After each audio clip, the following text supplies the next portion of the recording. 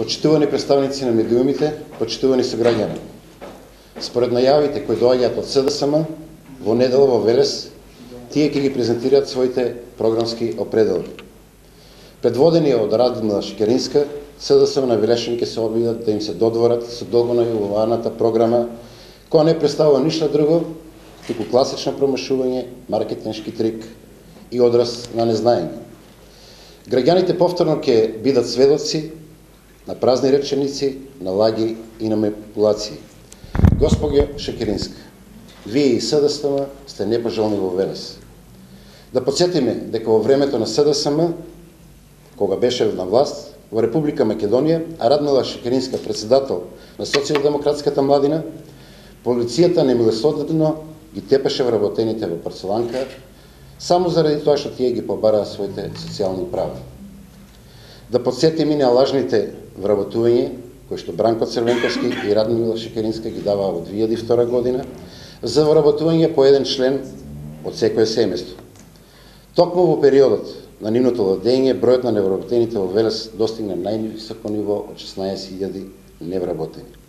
Подсетуваме дека и во време на СДСМ во Велес за суди и стечени управници се именуваа блиски роднини на високи функционери на СДСМ, за потоа фабриките да ги добијат луѓе блиски до Црвенковска и Шекеринска, а истовремено илјадници луѓе да останат без работа.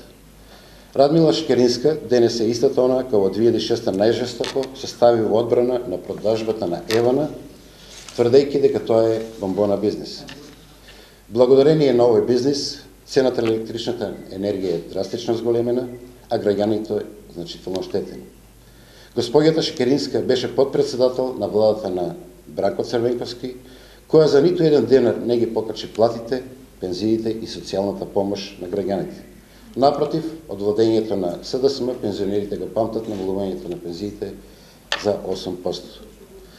Таа, иако имаше можност, не направи ништо за подобрување на животот на граѓаните.